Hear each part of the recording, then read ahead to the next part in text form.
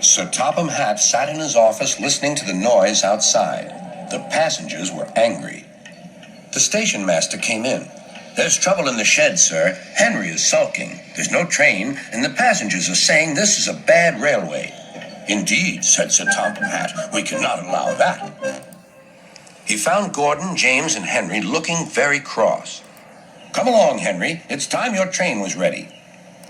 "Henry's not going," said Gordon. "We won't shunt like little tank engines. That was Thomas's job. We're important tender engines. You fetch our coaches and we will pull them. Tender engines don't shunt."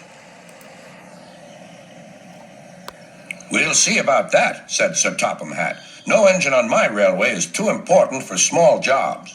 And he hurried away to find Edward. The yard has never been the same since Thomas left to run his branch line, he thought sadly. Edward was shunting.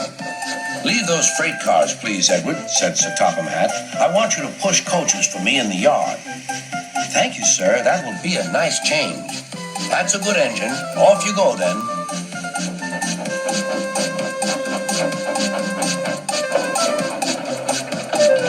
So Edward found coaches for the 3 engines, and that day the trains ran as usual.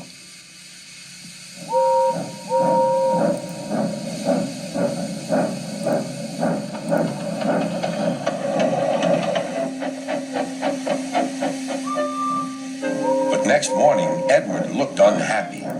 Gordon came clanking past, hissing rudely. "Bless me," said Sir Topham Hatt. "What a noise!" "They all hiss me, sir," answered Edward. "They say tender engines don't shunt, and last night they said I have gray wheels. I haven't, have I, sir?" "No, Edward, you have nice blue ones, and I'm proud of you. Tender engines do shunt, but all the same we do need another tank engine here." He went to a workshop and they showed him all sorts of engines.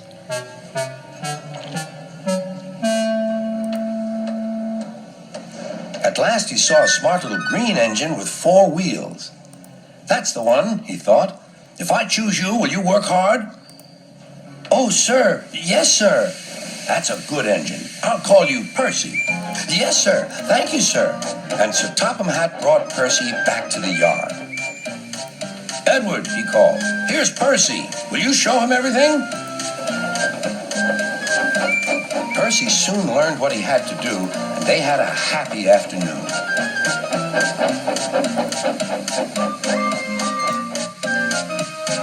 Then Henry came by, hissing as usual. "Wheesh!" went Percy. Henry jumped and ran back to the shed.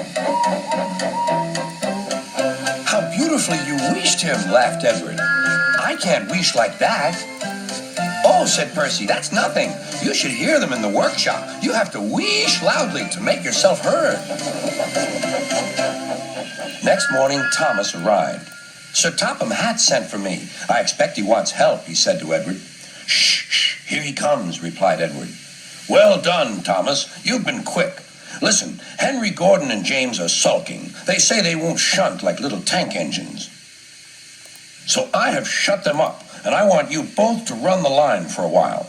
"Little tank engines indeed," snorted Thomas. "We'll show them. And Percy will help too."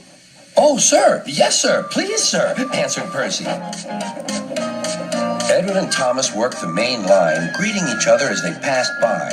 Percy puffed along the branch line. Thomas was anxious about Annie and Clarabelle, but both driver and conductor promised to take care of them. There were fewer trains, but the passengers didn't mind. They knew the 3 other engines were having a lesson. Gordon, James, and Henry were cold, lonely, and miserable. They wished now they hadn't been so silly.